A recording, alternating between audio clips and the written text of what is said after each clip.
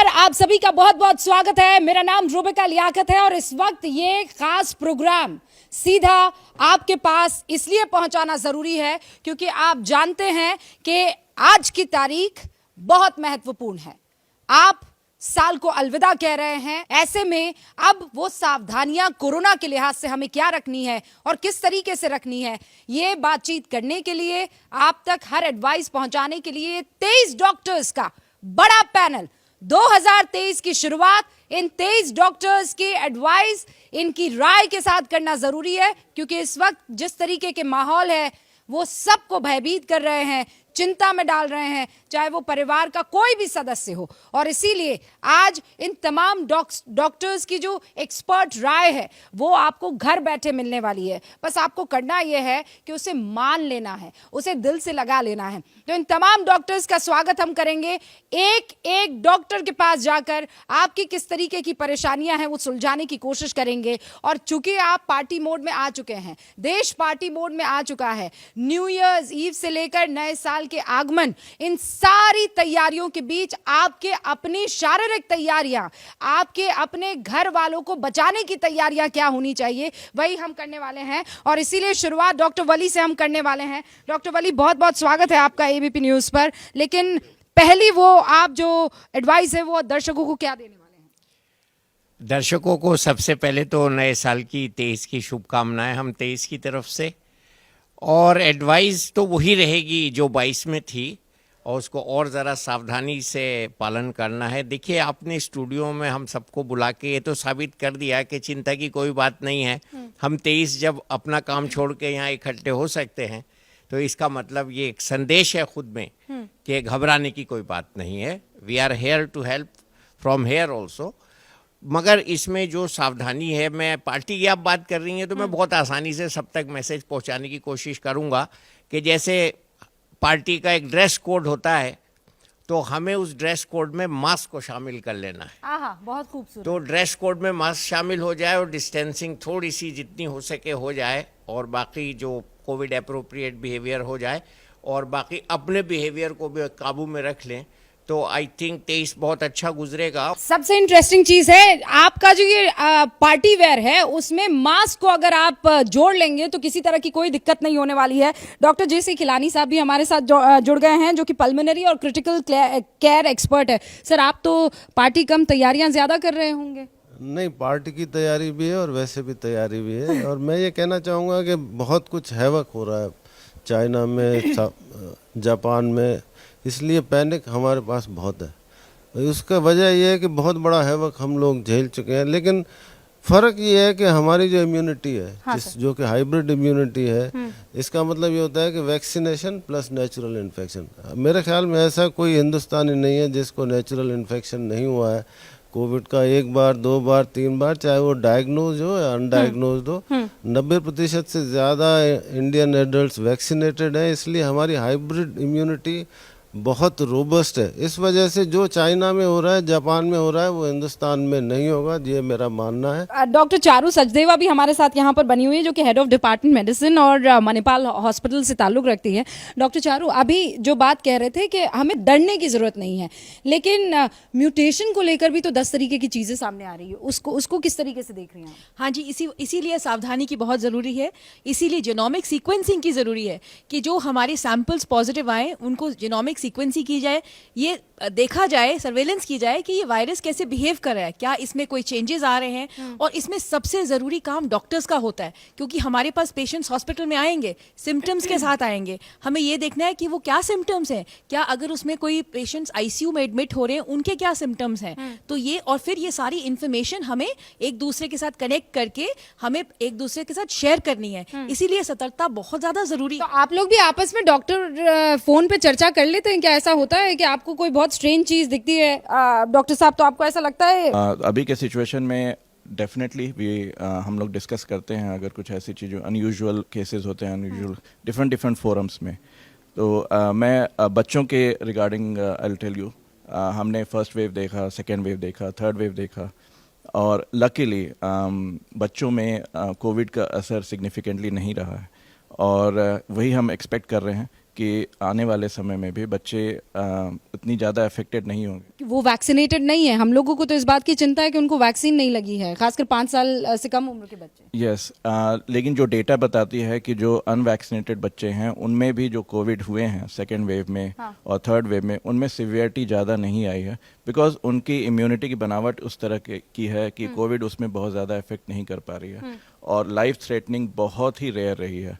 Covid cases हुए हैं बच्चों में, बट जनरली घर पे ही मैनेज हो गए हैं या माइल्डर सिम्टम्स लेकर के ही ठीक हुए हैं। तो ये एक्सपेक्टेशन अभी के स्ट्रेन में भी हम ये कर रहे हैं कि उस तरह की सिवियरिटी बच्चों में नहीं होनी चाहिए।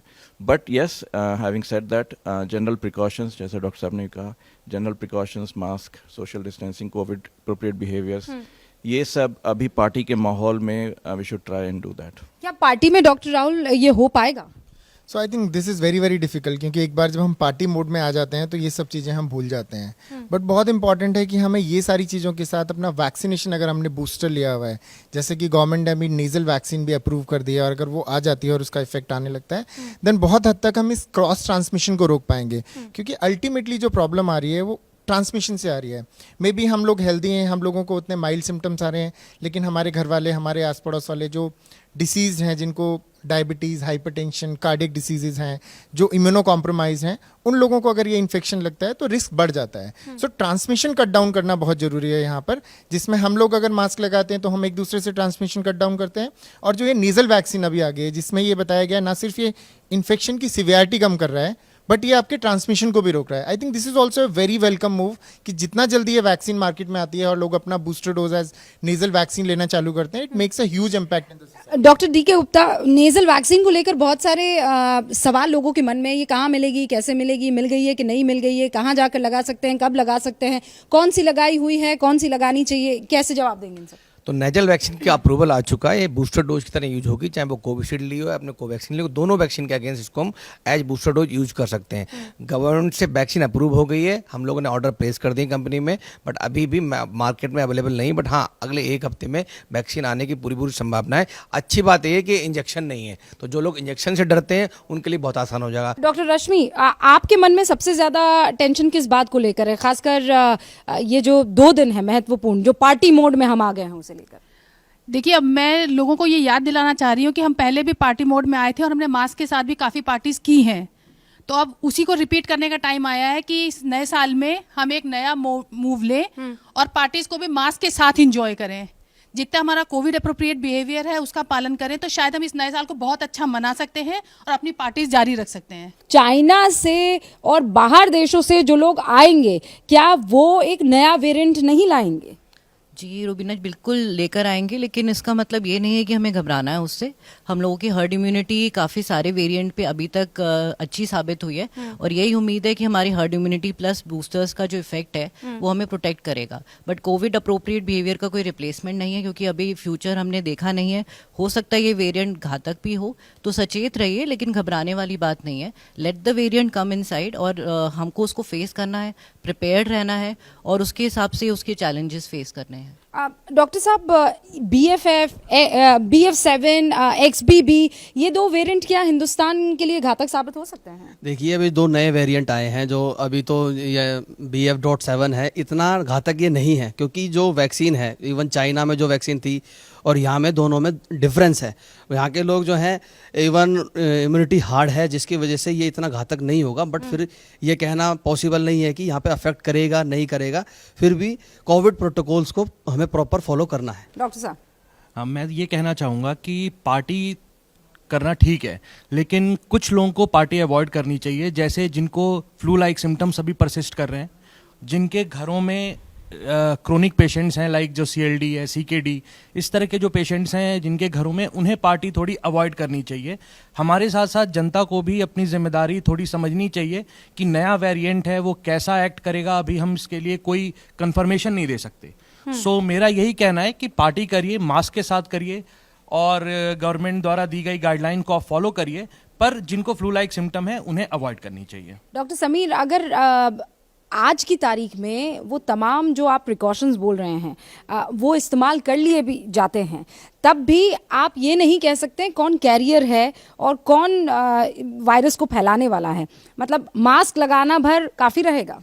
हाँ बिल्कुल, देखिए अब जैसे हम देख भी रहे हैं 2 साल से बहुत सारी प्रैक्टिकल चीज़ें, अब स्पेसिफिकली हम न्यू ईयर पार्टी की बात कर रहे हैं जहाँ पे 2 तरह से पार्टीज़, या तो आपके क्लोज क्राउडेड एरिया में पार्टीज़ होगी या ओपन एरियाज़ में पार्टीज़ होगी। तो आपको सिर्फ ये देखना है कि अगर आपका क्लोज क्राउडेड एरिया में पार्टीज़ है, कितने लोग हैं, ये सब चीज़ें देखनी ज़रूरी होती है। क्लोज क्राउडेड एरिया में पार्टीज़ है तो वहाँ पर आपको सावधानी ज़्यादा बरतने की ज़रूरत है। जैसा आपने बताया कि बहुत सारे एसिम्टोमेटिक कैरियर है, ज़रूरी नहीं लक्षण हो आपको। जैसा हमने देखा ओमिक्रॉन के समय में बहुत सारे लोग ऐसे थे जिनको कोई सिम्टम ही नहीं थे, तो पार्टी में रिकॉग्नाइज नहीं कर सकती कि किसको लक्षण है या नहीं है। ठीक है, हम मास्क पहन रहे हैं पार्टी में, पर जिस टाइम खाना खाना आपको उस टाइम आप मास्क उतारेंगे, या बहुत सारी जगह मास्क बस वो इतना ही टाइम होता है। और बिल्कुल बिल्कुल, तो ये हम पहले भी बता रहे हैं कि आप साथ में बात कर रहे हैं, सामने बैठे हुए हैं, आप 10 मिनट तक लगातार बात कर रहे हैं, तो क्योंकि ये ड्रॉपलेट इन्फेक्शन है, चांसेस बढ़ जाते हैं ट्रांसमिशन के। तो ये सब छोटी छोटी बातों का ध्यान रखिए कि आप साथ में खाना खा रहे हैं, तो वो सब चीजें थोड़ा अवॉइड करिए आप। अब मतलब प्रैक्टिकलिटी के पैमाने पर डॉक्टर राजू व्यास कोई भी चीज खरी उतरती हुई नजर नहीं आ रही है, तो फिर करें तो क्या करें? घर पर रहें तो घर वाला अगर घर पे अगर दूध देने आएगा और कहा यह जा रहा है कि ये जो अब नया वेरिएंट है ये तो कुछ दिनों तक रहता है, ग्रोसरीज अगर घर पर मंगवाएंगे तो उस पर भी हो सकता है, तो फिर कैसे बचा जाएगा इन सब से? बात वही है कि जैसे हमने कोविड के सेकेंड वेव में किया था, हम लोगों ने कहा कि भाई अगर कोई बाहर से ग्रोसरी लेके आता है तो उसको को हमारे गार्ड के पास या नीचे रख दे, बाद में हम लोग जाके उसको पिकअप कर लें, स्टरलाइज कर लें, सेम प्रिकॉशन जो हम पहले लेते आए हैं। और रही बात उसके बाद में भी अगर हम जैसे पार्टी के मोड में है, जैसा कि डॉक्टर साहब ने कहा, तो पार्टी के मोड में सिर्फ 2-3 चीज़ों का बहुत स्पष्ट ध्यान रखना है। एक, जो सिम्टोमेटिक पेशेंट हैं वो अपने आप को आइसोलेटेड रखें या वो पार्टी में न जाएं। पार्टी करने के बाद भी हमारे में से ऐसे बहुत सारे मरीज होंगे जिनको सिम्टम्स डेवलप हो सकते हैं, जैसे कि खांसी जुकाम, और वो घर में जब जाएंगे या घर में जाते हैं तो अपने आप को आइसोलेट कर लें। और अगर उनको फीवर और कुछ सिम्टम्स लंबे समय तक रहते हैं, 2 या 3 दिनों तक, तो वो अपनी एक जांच करा लें, उसमें कोविड का टेस्ट भी जो है शामिल होना चाहिए, ये देखने के लिए कि कहीं उनको पार्टी करने के बाद में किसी प्रकार का कोई कोविड इन्फेक्शन तो नहीं हुआ है। डॉक्टर प्रखर, आप क्या सजेस्ट करेंगे उन तमाम माँ बाप के लिए जो अपने बच्चों को भी साथ लेकर जा रहे हैं, खासकर वो जो वैक्सीनेटेड बच्चे नहीं हैं? देखिए, जैसे कि हम कोविड के मल्टीपल वेव्स देख चुके हैं अपने कंट्री में, और जैसे वैक्सीनेशंस हुए हैं और कुछ एज ग्रुप के बच्चे हैं जो अनवैक्सीनेटेड हैं आज भी, और रूल्स बच्चों बड़ों के लिए इस केस में सेम आते हैं कि अगर पार्टी कर रहे हैं, बाहर जा रहे हैं या पब्लिक प्लेसेस में जा रहे हैं, तो आपको डिस्टेंसिंग, मास्क, ये सब फॉलो करना है जो शुरू से कर रहे हैं। बच्चों के साथ स्पेशली एज हम अभी डिस्कस कर रहे हैं कि स्पेशली जो सिम्टोमेटिक हैं वो लोग, उनको तो वैसे भी घर पे रहना चाहिए, और बच्चों को अगर बाहर लेके जा भी रहे हैं तो mask, which is very important, that needs to be followed. Vaccinated नहीं है तो अवॉइड करिए कि जहाँ पे बहुत ज़्यादा ज़रूरत ना हो जाने की, उस जगह पे ना जाया जाए। और साथ में पेरेंट्स, देखिए अगर बच्चे एक इम्यूनिटी, जो हम हर्ड इम्यूनिटी की बात कर रहे हैं, बड़े लोगों में है, जा रहे हैं बच्चे, वैसे ही लॉकडाउन की वजह से ऑनलाइन क्लासेस और इस सब में ऑलरेडी घर पे रिस्ट्रिक्टेड रहे हैं, तो इम्यूनिटी उनमें उतनी ज़्यादा नहीं है और वैक्सीनेशन नहीं हुआ है, तो डेफिनेटली उनको घर पे रिस्ट्रिक्ट करना बहुत ज़रूरी है। क्या ये वाकई आप ईमानदारी से कर पाएंगे डॉक्टर साहब? देखिए, करना मुश्किल है क्योंकि इसमें डिसिप्लिन की बात आती है। Self discipline is very important. और चूँकि आप सभी लोग, जितने भी न्यूज़ चैनल्स हैं और जो भी हमारे पास सोर्स ऑफ मीडिया इंफॉर्मेशन है, हम सब लोग केसेस को देख रहे हैं दूसरे देशों में, और इंडिया में ऑलरेडी हमने इसका भुगतान किया है अच्छे खासे लास्ट ईयर। अब होगा कि नहीं होगा इस तरीके का? मतलब कोई वेव आएगी कि नहीं आएगी? इस बात की गारंटी कोई नहीं ले सकता है कि आएगी कि नहीं आएगी, ये सब स्पेकुलेशन है। मैं एक सर्वे कर देती हूँ, आप में से कितने लोग मानते हैं कि वेव आएगी? वो हाथ ऊंचा करें। कितने डॉक्टर्स मानते हैं कि वेव अब अगली वेव आ सकती है? None of you. और कितने मानते हैं कि नहीं आएगी? ऑलमोस्ट सारे कह रहे हैं कि वेव नहीं आने वाली है। कोई ऐसे, हाँ आप नहीं कह रहे? डॉक्टर अंशुमान, ऐसा क्यों? एंडेमिक स्पाइक एक चीज होती है जिसको वेव नहीं कहते हैं। मतलब केसेज बढ़ेंगे, संक्रमण दर बढ़ेगा, अस्पताल में भर्ती नहीं होना पड़ेगा और मौतें नहीं होंगी। अच्छा, हमारे लिए वेव के माने ये होते हैं कि वो तादाद में एकदम पॉजिटिविटी रेट जो है वो बढ़ती चली जाएगी। हाँ, वो नहीं वेव मतलब जैसे समुद्र की लहरें आती हैं और उठा के बहुत हाइट तक ले जाती है, वेव उसको कहते हैं। मतलब कोविड के केसेस चल रहे हैं, ग्राफ बहुत तेजी से पीक पकड़ ले, उसको वेव कहते हैं। छोटे छोटे स्पाइक्स आते हैं, उसको एंडेमिक स्पाइक कहते हैं। वही एंडेमिक स्पाइक। एंडेमिक स्पाइक जो है वो आएगी, कितने लोग मानते हैं? हाँ, कम्युनिटी स्प्रेड वो तो आते ही। हाँ, देखिए, आप 2023 में डेटा देखिए, आप सब लोग वैक्सीनेटेड हैं, इस देश में 98% लोग वैक्सीनेटेड हैं। क्या वायरस चला जाएगा? कोई वायरस आज तक गया है? एक स्मॉल पॉक्स को छोड़ दीजिए। इन्फ्लुएंजा वायरस हर साल आप हम सबको अफेक्ट करता है। हमारे पास कोई डेटा है? अमेरिका कहता है, अमेरिका में हर साल, हर महीने, हर दिन 40 से 50 मौतें इन्फ्लुएंजा वायरस से होती हैं, जो कि अनप्रिवेंटेबल है। वो वैक्सीन भी लगाते हैं तब भी प्रिवेंट नहीं कर सकते। हमारे पास आज तक कोविड से 2019 से पहले कोई डेटा ही नहीं था 75 साल का कि हमारे पास दिसंबर में, जनवरी, फरवरी में कितने वायरल इन्फेक्शन के केसेस आते थे। आज जब हमने टेस्ट करना स्टार्ट किया तो हमें दिखने लगा कि हमारे पास वायरल इन्फेक्शन के केसेस आते हैं। हाँ। कोरोना भी वैसे ही रहेगा। कोरोना के हर साल केसेस आएंगे, हर साल ये डिबेट बढ़ेगी कि क्या सुनामी आएगी, क्या वो डेल्टा क्यों आएगा? क्योंकि हमें डेल्टा वेरिएंट से जो तबाही मची वो हमारे जहन में बची हुई है। वैसा कुछ नहीं होने वाला, उसको आप भूल जाइए। आपको केसेस आएंगे, वायरल इन्फेक्शन की तरह 3 से 4 दिन घर में रहोगे, ठीक हो जाओगे। पार्टी मनानी है, पार्टी मनाओ। ओपन जो है उसमें पार्टी रखना है। सर्दी भी तो डॉक्टर स्वाति इतनी है, मतलब चारों तरफ से आदमी परेशान रहेगा। एक बहुत जरूरी चीज मैं रूबिका यहाँ ये बोलना चाहूंगी, अगर आप पार्टी ऐसे लोगों के साथ करते हैं जिन्हें आप जानते हैं, जो आपके रिलेटिव्स हैं, आपके फ्रेंड्स हैं, जिनका वैक्सीनेशन स्टेटस आपको पता है, ट्रैवल हिस्ट्री आपको पता है, तो आप ज्यादा सिक्योर्ड हैं। इसकी बजाय कि आप क्लब्स में जा रहे हैं, आप सार्वजनिक प्लेसेस पे जा रहे हैं जहाँ पार्टीज ऑर्गेनाइज करी जाती है, जहाँ आपको पता ही नहीं है कौन कहाँ से ट्रैवल करके आया है, किसी ने वैक्सीन लगाई है या नहीं लगाई है, वो ज्यादा खतरनाक है। इसलिए अगर आप अपने क्लोज रिलेटिव्स में, फ्रेंड्स में पार्टी कर रहे हैं, तब आप बहुत खुशी से पार्टी कर सकते हैं, सिक्योर्ड हो सकते हैं, आपके बच्चे सिक्योर्ड रहेंगे, आपके घर के बाकी लोग सिक्योर्ड रहेंगे। यहाँ पर आपको डॉक्टर्स ना पार्टी करने के तरीके भी बता रहे हैं, तो बहुत ध्यान से आप ये सिर्फ आपको एबीपी न्यूज पर मिल सकता है और कहीं नहीं। हाँ, इस माहौल को हमको यूज करना चाहिए, जो हम बूस्टर डोज की बात भूल चुके थे। देखिए, बिल्कुल क्लियर है, हर साल जो वृद्ध लोग हैं, जो हेल्थ केयर वर्कर्स हैं, जो हाई रिस्क केसेस हैं, उनको कोविड वैक्सीन लगवानी पड़ेगी। Booster dose is a must. हाँ, बूस्टर देखिए, मैं ये कह रहा हूँ कि 2019 से, जैसे डॉक्टर साहब ने बोला कि हमारे पास कोई स्टडी नहीं है और हमने अभी स्टडी डेवलप की है।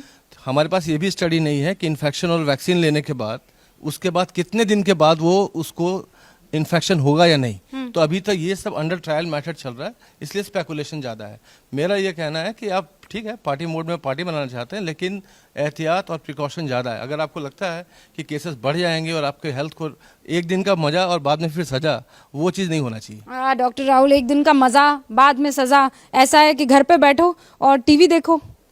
नहीं, मैं एबीपी न्यूज मैं आपके माध्यम से रूबिका जी सारे दर्शकों को ही कहूँगा, बड़े हर्षोल्लास के साथ आप 2023 का शुरुआत करें। कोई ऐसे डरने का विषय नहीं है, बट BF.7 के लिए सबको पता है और हमारे तमाम दोस्तों ने, मित्रों ने ये बता दिया कि काफ़ी रैपिडली स्प्रेड होने वाला वेरिएंट है। BA.5 का ही एक समझिए कि म्यूटेशंस है। तो मुझे ऐसा लगता है कि इतना घबरा के पार्टी छोड़ने की ज़रूरत नहीं है, बट आपको संयम बरतने की ज़रूरत है। सब लोगों ने एडवाइस किया है कि मास्क यूज करना है, थोड़ा सोशल डिस्टेंसिंग रख लीजिए, बेहतर होगा। और सबसे ज़्यादा मैं चूँकि कार्डियोलॉजिस्ट हूँ तो मैं एक चीज़ आपसे शेयर करूँगा कि जितने भी जो हार्ट के पेशेंट्स हैं या जिनको कोमॉर्बिडिटी है, जिनको डायबिटीज़ है या ब्लड प्रेशर है, वो थोड़ा ज़्यादा संयम बरतें, वो पार्टी से दूर रहें। और ख़ास करके ऐसे जो हार्ट फेलियर के पेशेंट्स होते हैं, जिनके हार्ट की पंपिंग कम होती है, उनके लिए बड़ा फ्लूइड वगैरह का रेस्ट्रिक्शन रहता है। तो पार्टी में इतना ज़्यादा उन्माद न हो जाए कि अल्कोहल का और तमाम तरह के जो बिवरेजेज हैं, स्वीट बिवरेजेज, उनका कंजम्पशन बढ़े और फ्लूइड के बढ़ने की वजह से उनको हार्ट फेलियर की शिकायत हो। ये कहा जा रहा है कि जितने भी केसेस आ रहे हैं वो हार्ट अटैक के ज़्यादा हैं चाइना में, ये एक रिपोर्ट आई है। आप इससे इत्तेफाक रखते हैं? देखिए, कोविड की वजह से हमने बहुत नोट किया है कि बहुत सारे पेशेंट्स को सडन कार्डियक डेथ हुआ है और बहुत सारे पेशेंट्स को वैक्सीनेशन के बाद भी हुआ है। लेकिन अगर हम जनरल पॉपुलेशन के साथ, स्टैंडर्ड रिस्क के साथ कंपेयर करेंगे तो उसमें बहुत ज़्यादा डिफरेंस नहीं है। तो ये कहना कि कोविड की वजह से ऐसा हुआ है या फिर सिर्फ वैक्सीन की वजह से हुआ है, ये गलत होगा। देखिए ऐसा है, ये बहुत इंपॉर्टेंट क्वेश्चन है कि क्या वैक्सीनेशन या कोविड से हार्ट अटैक हो रहा है कि नहीं हो रहा है। मैंने अपने पर्सनल प्रैक्टिस में देखा है कि कई पेशेंट्स में, but I don't want to give a panic to you, but ये होता है कि spike protein can cause rupture of the plaque. This is well known, but that does not mean कि आप वैक्सीन ना लें। उसके लिए कुछ प्रिवेंशन हम लोग कर सकते हैं। एज ए कार्डियोलॉजिस्ट हम लोग कह सकते हैं कि हम लोग स्टैटिन्स दें, एकोस्प्रिन दें। डॉक्टर अंकुर सेठी सर, मैं आ रही हूँ बस। आप इनसे इत्तेफाक रखते हैं? नहीं, आई थिंक जब तक हमारे पास कोई authenticated study, research, long term based data नहीं होता है, मैं इस बात पे पूरी एग्री नहीं करूंगा। हम सब ने सेकेंड वेव में बड़ा क्लियर कर देखा था कि हम सब हेल्थ वर्कर्स ने इतना फ्रंट लाइन पे जाके काम किया था, और मोस्टली किसी को कोविड नहीं हुआ था। मतलब we were saved because of this vaccine. और आई थिंक जो हाई रिस्क पेशेंट है, दे शुड बी, उनको वैक्सीनेशन के लिए हमें ज़्यादा प्रमोट करना चाहिए। ऑल्दो मेरा फील्ड नहीं है, I am a paediatrician basically, हाँ, so but still I am a very pro vaccine person. मैं चाहता हूँ कि जो जो बूस्टर्स के लिए एलिजिबल हैं, चाहे वो नेजल वैक्सीन है, चाहे वो इंट्रामस्कुलर वैक्सीन है, चाहे वो एल्डरली हैं, चाहे वो हेल्थ केयर वर्कर्स हैं, they should all get a booster. और बच्चों के लिए सर? सर, बच्चों के लिए जितनी वैक्सीन अप्रूवल हैं और जो जो उस एज ग्रुप के अंदर है, all the parents should get their vaccine, all the parents should get the kids vaccinated against. और बच्चों को लेकर जो माएँ और जो पिता डरे हुए हैं कि वैक्सीन न जाने 10 साल बाद क्या करेगी, ये सच्चा एक सवाल है जो हर माँ हमसे मिलती है, वो पूछ लेती है। इस सवाल का जवाब हम 10 साल बाद ही दे पाएंगे जब तक हमारे पास प्रॉपर डेटा नहीं होगा। अभी इस सिचुएशन के अंदर जो हमारे पास एग्जिस्टिंग डेटा है, जो रिसर्च है, जो सारे पैनल्स, जितने भी एक्सपर्ट्स ने बैठा है, तो मैं यही कहूँगा कि vaccine should be given. It should not be something to be scared of.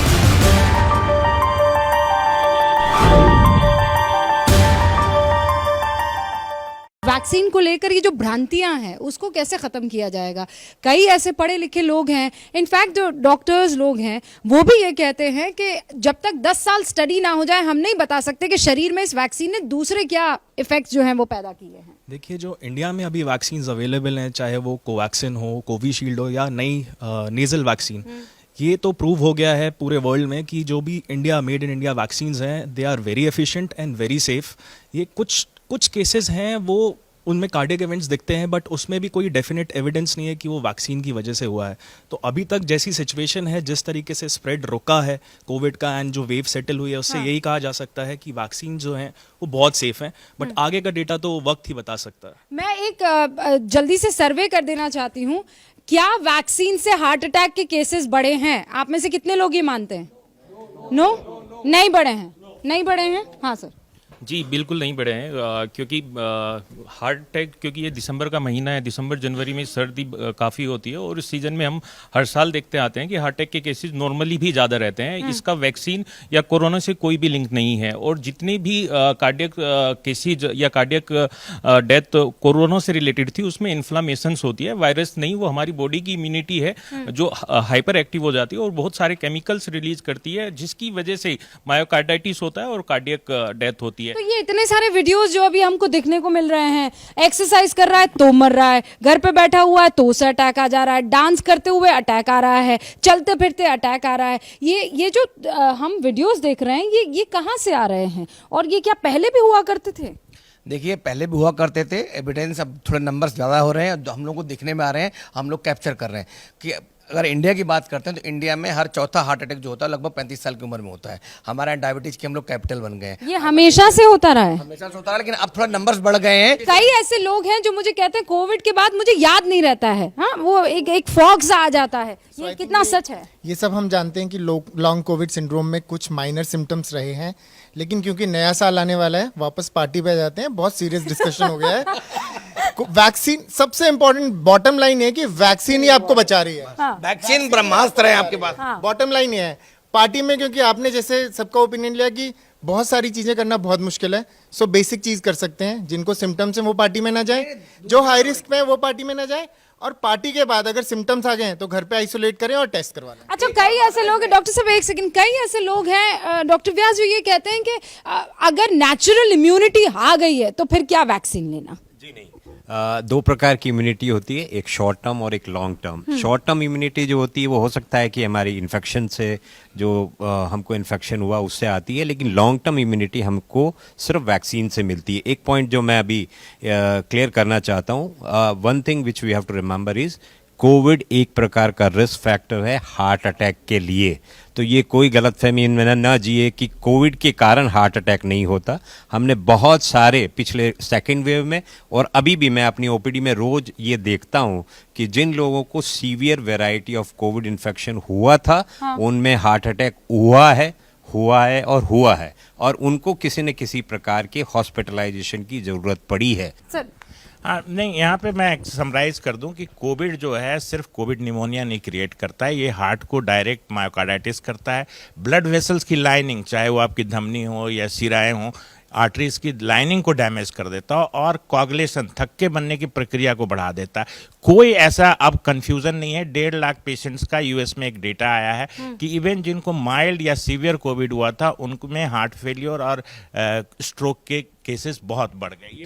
मतलब ये भले ही आपको मारे ना कोविड, लेकिन आपकी आने वाली जिंदगी को बहुत परेशान कर सकता है, ये हमें मानकर चलना चाहिए और इसीलिए सावधानी बहुत जरूरी है। डेफिनेटली कोविड स्पेशली जो सीवियर केसेस थे जितने भी, और उन पेशेंट्स में जिनमें लंग इन्वॉल्वमेंट बहुत ज़्यादा था, जैसे आपने कहा कि जो पेशेंट था आज हमें मिलते हैं कि जो जिम में एक्सरसाइज करते हुए कोलैप्स कर जाते हैं, रोड पे चलते हुए कोलैप्स कर जाते हैं, तो उसमें क्या होता है, लंग की कैपेसिटी ऑलरेडी उनकी बहुत कम है, फाइब्रोज्ड हो चुका है, और उसके बाद वो जाके जिम में एक्सर्शनल एक्सरसाइज शुरू कर देते हैं।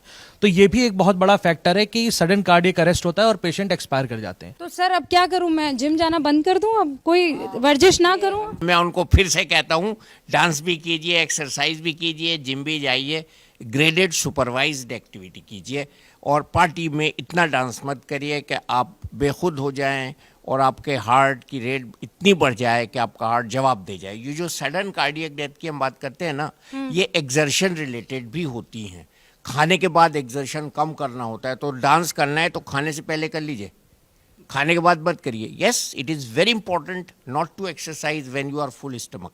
तो ये सब चीज़ों का ख्याल रखिए। हमारे और ये जो वॉक पर निकल जाते हैं खाते ही, मतलब ये आखिरी लुकमा लिया, हम लोग प्रमोट नहीं कर रहे हैं अभी वॉक, हम graded slow exercise, supervised exercise की बात कर रहे हैं। सडन डेथ जो आपने जो याद दिलाया कि ये हो रही हैं, लेकिन आज का दिन हमको खुशी की बात है। नहीं सर, ये सवाल इसलिए क्योंकि नहीं, लियाकत साहब सुन लीजिए, आप खाना खाने के बाद रोज चलते हैं, ये मैं अपने अब्बा को कह रही हूँ, और ऐसे बहुत से अब्बा हैं जो खाना खाने के फौरन बाद चलने निकल जाते हैं। कॉन्सेप्ट था ना, ये एक पुराना कॉन्सेप्ट था कि खाने के बाद चहल कदमी की जाए। हाँ। लोग ने इसको एक्सरसाइज बना लिया। इसका जो खाने के बाद था ना, चहल कदमी, ब्रिस्क वॉक, स्लो वॉक, के एकदम से खा के लेटना नहीं है।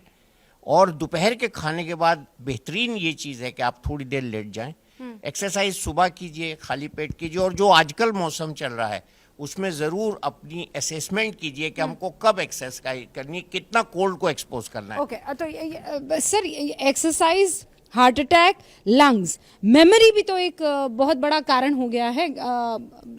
हम भूल जाते हैं सर, देखिए मैं अभी भूल गई। नहीं, उससे पहले हमें ये समझना है कि एक तो हमें वैक्सीनेशन को और लॉन्ग कोविड को सेग्रीगेट करना। जो इंडियन वैक्सीन हैं दोनों, जो अब तक प्रूव हो चुकी हैं by investigation also and long term experience also, they have no long term cardiac side effects as far as the experience is concern. बाकी जो आपने पूछा मेमोरी के बारे में, तो डेफिनेटली जो वायरस होता है वो सारे सिस्टम में जाता है, तो इसका कॉग्निटिव डिसफंक्शन मतलब डिमेंशिया के साथ भी रिलेशनशिप पाया गया है, स्ट्रोक्स भी हुए हैं, और ब्रेन फॉगिंग जिसको हम कहते हैं। और एक जो मर्स और जो 2012 में जो हुआ था, 3 साल बाद उन्होंने जब लोगों से पूछा तो 40% लोगों को फटीग था, mental fatigue and physical fatigue.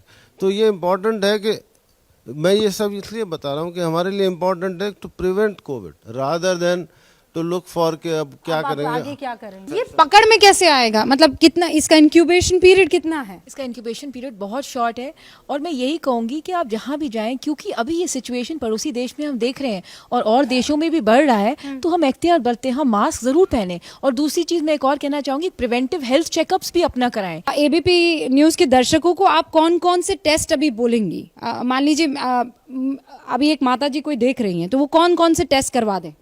Definitely मैं कहूँगी अपनी डायबिटीज़ का, अपने कोलेस्ट्रॉल का टेस्ट, अपने विटामिन लेवल्स का टेस्ट, ये अपने ये सब इन सब चीज़ों का ज़रूर, जो बेसिक हेल्थ चेक्स हैं अपने ज़रूर कराएं, ताकि अपने हमें पता रहे कि क्या हमारे और रिस्क फैक्टर्स भी हैं, बिकॉज वो इन एडिशन टू कोविड वो हमें और प्रोन कर सकता है टू सीरियस प्रॉब्लम्स। तो हम उसका इलाज करें। सर ये जो टेस्ट की बात हो रही है, उसके साथ एक और चीज आती है कि क्या खान पान रखना चाहिए। इस सर्दी का मौसम है, क्या किस तरीके के खाना रख सकते हैं या खाना पीना रख सकते हैं कि हमारी बॉडी का इम्यून सिस्टम जो स्ट्रांग रहे।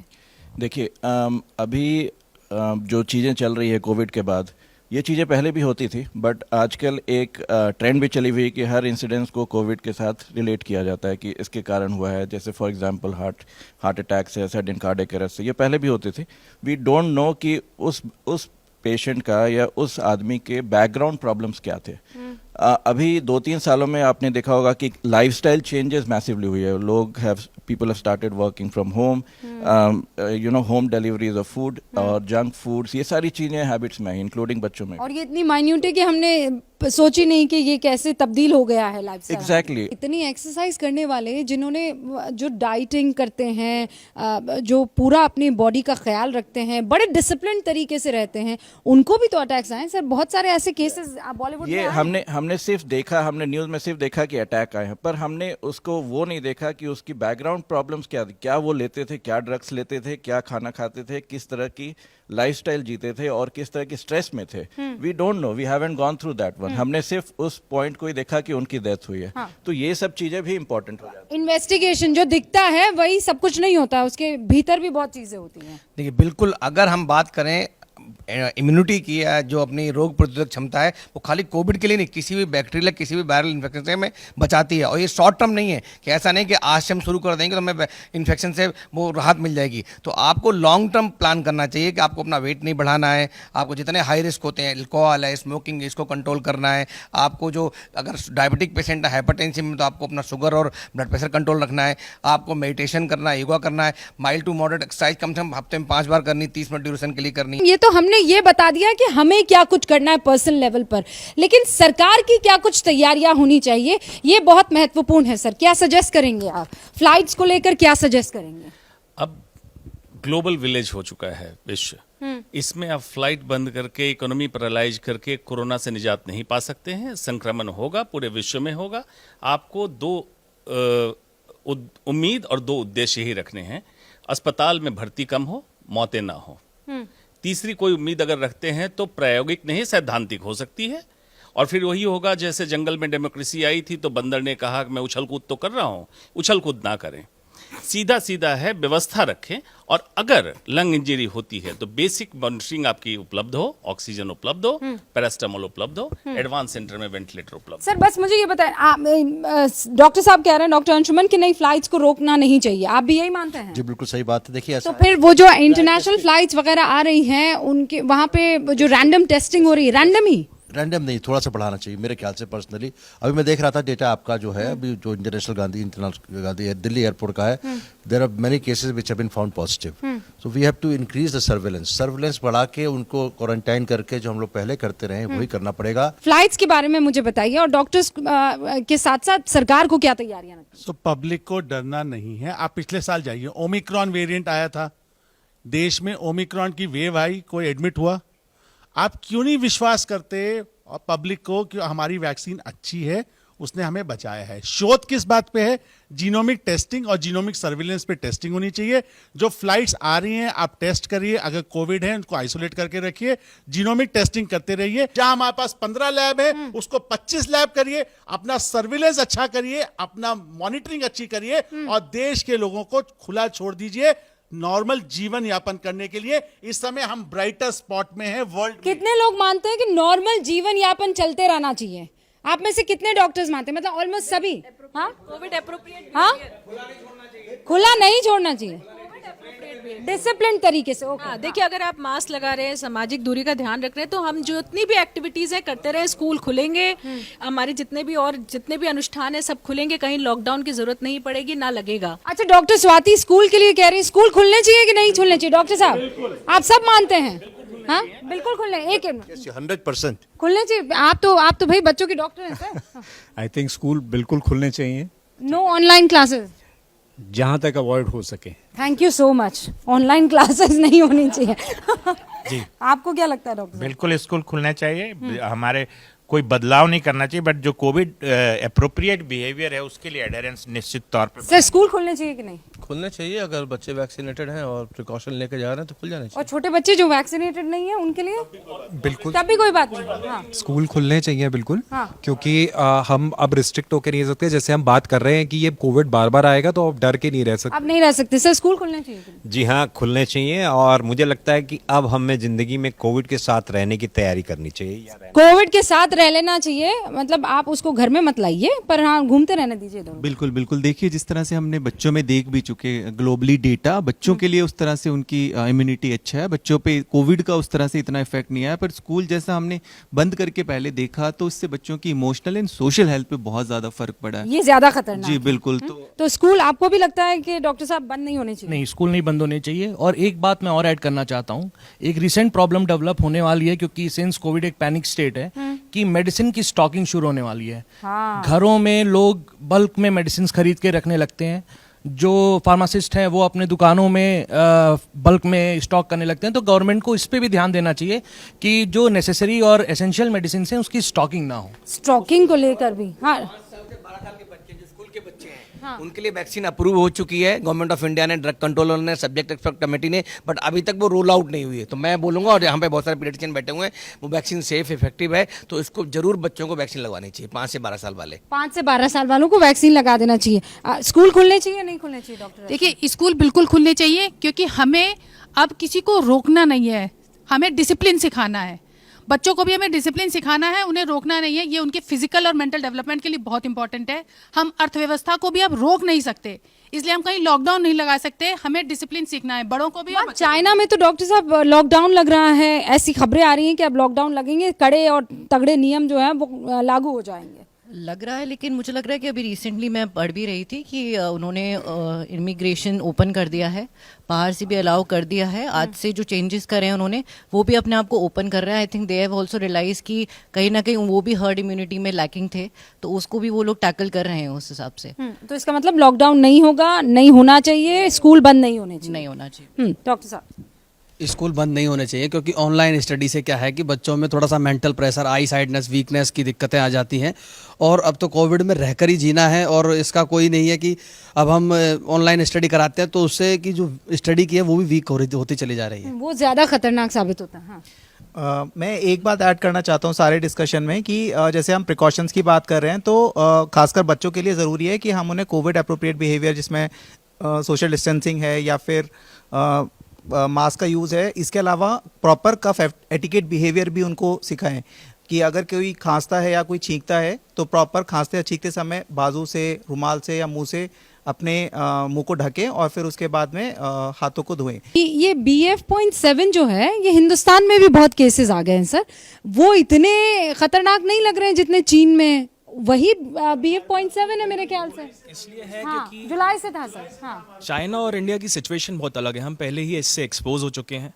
BF.7 खतरनाक इसलिए क्योंकि इसका R वैल्यू बहुत ज़्यादा है। ये एक बार में अगर कोई किसी को इन्फेक्ट करता है तो 18 लोगों को इन्फेक्ट कर सकता है, बट हमारे अंदर जिस तरह की इम्यूनिटी है उस वजह से हम बच रहे हैं। सेकेंडली मैं एक और चीज़ बताना चाहूँगा, जो डॉक्टर ने कहा कि बच्चों को वैक्सीनेशन बहुत ज़्यादा ज़रूरी है। 5 साल से 12 साल की उम्र वाले बच्चों को, हमने खुद कुछ क्लिनिकल ट्रायल्स किए हैं कोर्बेवैक्स पे। हमें पता है कि कोर्बेवैक्स, कोवैक्सीन दोनों बहुत सेफ वैक्सीन है। तो जैसे ही रोल आउट होता है बच्चों को लगाना बहुत ज़रूरी इसलिए है क्योंकि वो बच्चों को तो सेफ करेगा ही, साथ बच्चे सबसे ज़्यादा लोगों से मिलते हैं, घर के एल्डरली लोगों से, जो कोमोर्बिड लोग हैं, जिनको पहले से बीमारियां, उनसे मिलते हैं।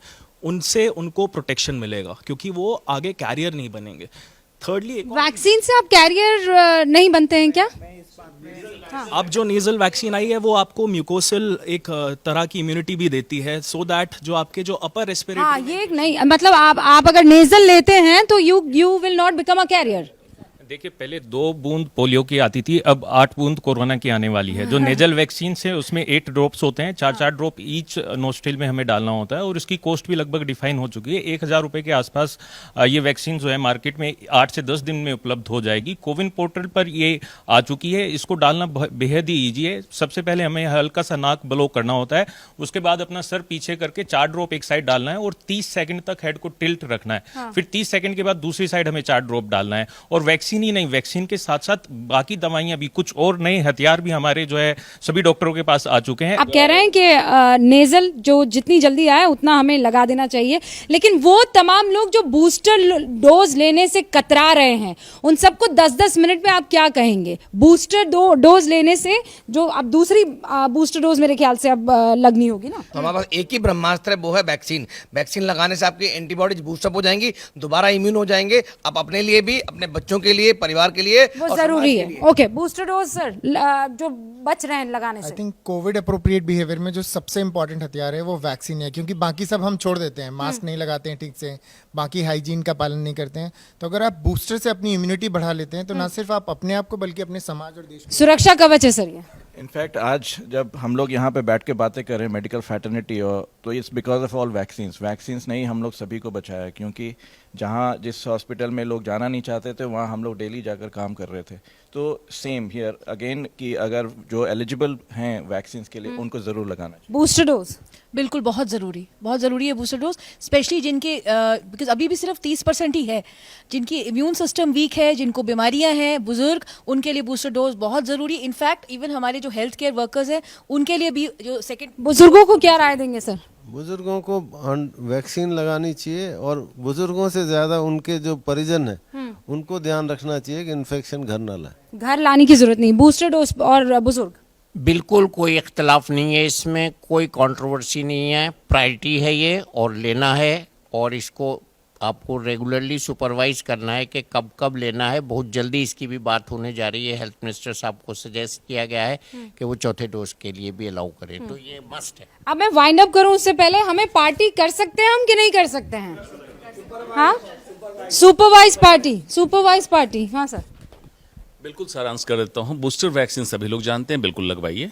दूसरा, बूस्टर बॉडी बनाइए, वो ऐसे आहार, व्यवहार और विचार।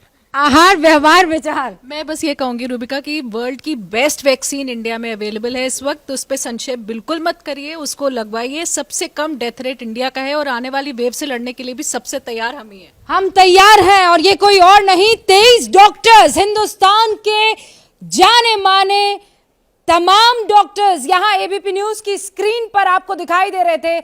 आपको अस्पताल नहीं जाना पड़ेगा अगर आप बूस्टर डोज और वैक्सीन लगवाएंगे और कोविड अप्रोप्रिएट बिहेवियर को निभाएंगे। हमारी तरफ से नए साल की आपको बहुत सारी शुभकामनाएं। पार्टी कीजिए लेकिन एहतियात बरत कर। आप सबको नए साल की एक बार फिर से खूब सारी विशेष। Take care of yourself. आप सभी का बहुत बहुत शुक्रिया। आप देखते रहिए एबीपी न्यूज, आपको रखे आगे। Happy new year.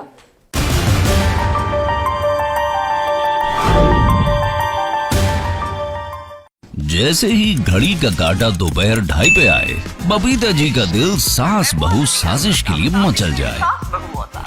और ये है इनकी बहू, पूरे दिन ऑफिस की टेंशन हो जाए गॉन जब ये करें अपना फेवरेट शो फ्री टाइम पे ऑन। इनकी तरह आप भी देखिए अपना फेवरेट शो अपने टाइम पर और डाउनलोड कीजिए एबीपी लाइव ऐप अपने स्मार्ट टीवी पर।